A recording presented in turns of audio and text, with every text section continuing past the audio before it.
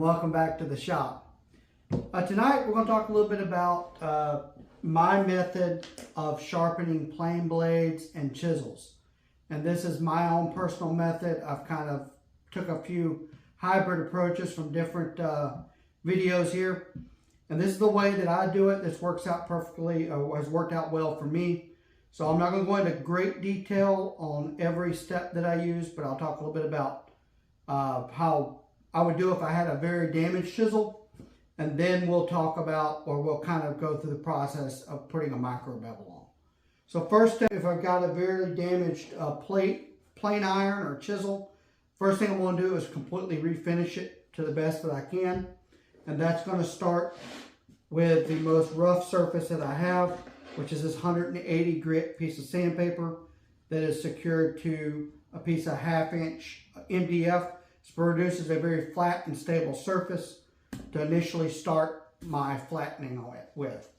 One of the things that I'll typically do before I start flattening is take a Sharpie and mark the back of the blade, kind of find out where my high and low spots are at. After that's done, the next step I'll move on to, these are from TayTools. It's part of their Scary Sharp system. It's a piece of plate glass with varying grits of sandpaper on them, starting with 300 grit. Let me swap this around here. 300 grit, 600 grit, 1200, 1800, and 8000 grit. And then on the back side of this one is 14,000 grit. Typically, if I'm doing the flattening process, I'll start again here at the 180, go at the 300, the 600, and all the way through all the grits till I'm satisfied that it is flat and there's a nice shiny surface. Once that's done, then I'm going to want to put on my primary bevel. And your primary bevel is for angle down here is 25 degrees. And I'm really only going to do this when it's damaged or every maybe 6 months or so, just kind of routine maintenance. I'll go through, if I've used it a lot, then I'll go through and refinish up this bevel. If it's really damaged, well, one, let's talk about setting it up. I have a small setup block here that I use for my honing guide to set it up at 25 degrees for my primary bevel. And if it's really damaged, again, I'll go back to the process, start at the 180 grit, 300, 600, so on and so forth. But typically, if I'm just doing routine maintenance on this for the primary bevel, I'm just going to go straight to the whetstone. And this is a Sharp Pebble whetstone. It's a 1000 grit and 6000 grit whetstone. I'll have it soaked in water, and I'll use spray ball distilled water as a in-use lubricant. And I'll just hit it several times on the 1000, flip it over, hit it several times on the 6000 grit. And that's usually, or at least from my experiences, that's enough to get your primary bevel set and to keep it functioning. Now, the main cutting edge for me is the secondary or micro bevel, which I set at 30 degrees, and that's where the actual plate glass ones come in handy. Now, I don't need to really find that I need to start all the way up the 300 and in the hundreds. I'll start this at the 1200 grit and then proceed through. When I'm using these stone or these plate glass system here, I use 3-in-1 oil as my primary lubricant when I'm in use. And starting at the 1200, the 1800, I use it as already set here at 30 degrees. And I can just set it down and I'll hit it maybe 30 times, about 30 seconds on each stone. For these two, I can kind of go back and forth with. It doesn't, unless it's really sharp, but I haven't had an issue. Now, you could potentially tear this paper if it is really sharp by going back and forth, but I'll keep equal pressure on the blade.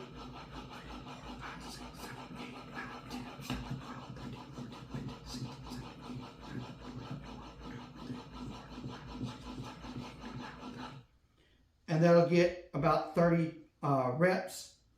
And then I'll use this rag, which is kind of an oil-coated, just nasty rag that I use to wipe everything off. Take a look, make sure I'm getting an even wear, and then move on to the next grit. Between each grit, I'm using the rag to wipe it off with. Trying to keep constant pressure.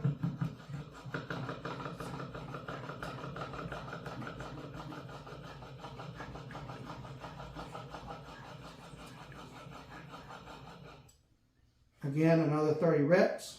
Wipe it, check it, and then move on to the 8,000 grit.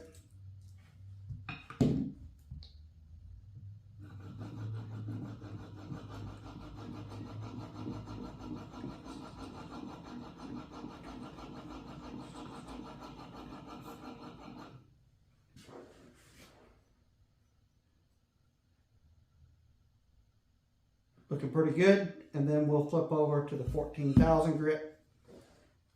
Give it a little coat of oil.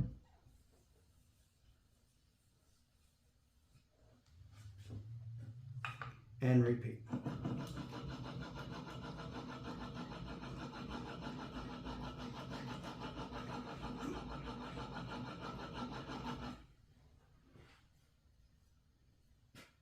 And then I'll kind of run my finger behind to see if I feel a little burr. By this point, then I'm going to move over to my leather strop. And I'm going to hit it a couple of times, keeping it in the jig. But this way, I'm only going to pull down towards me.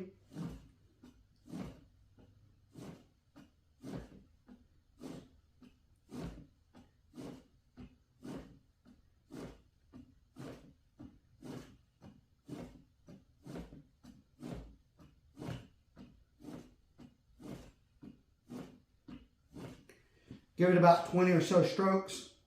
You don't want to push up here because you will cut the leather, because at this point it should be fairly sharp. And then I'm going to take it out of the jig.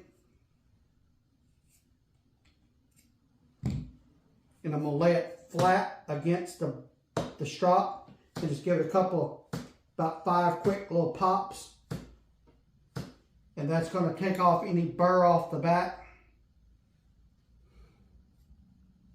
And at that point, it should be fairly quick and sharp. So during routine maintenance between cuts or whatnot, this is something that I can do real quick, just to make sure that it stays nice and sharp. And then we can just kind of go back and do the old cardboard check, which it cuts very easily through. No issues. That's sharp. We don't have to worry about that at all. So now we'll go through and we'll set it up here in our plane.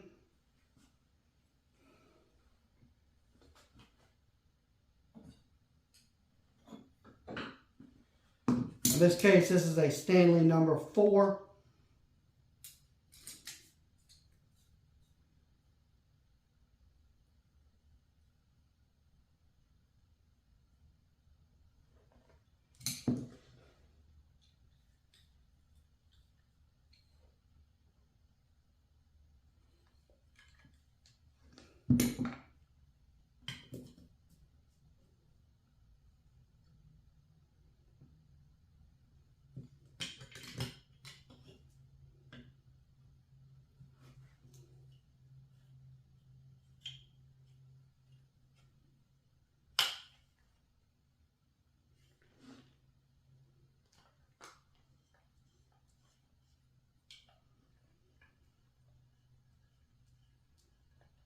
I always like to put my blades in when they're really bottomed out.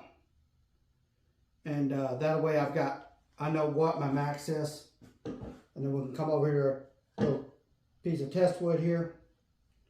I'll turn it out until it makes contact with the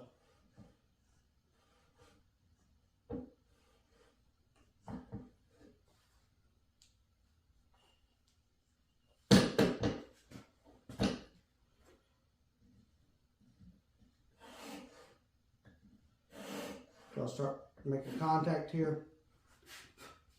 A little heavy on the one side.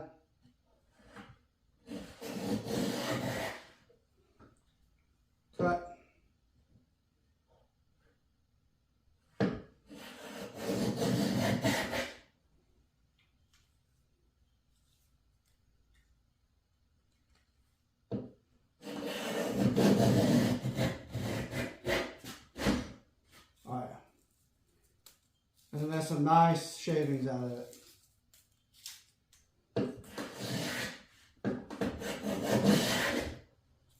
Nice, beautiful shavings. And that's it. That's the way I sharpen up my blade for my personal use.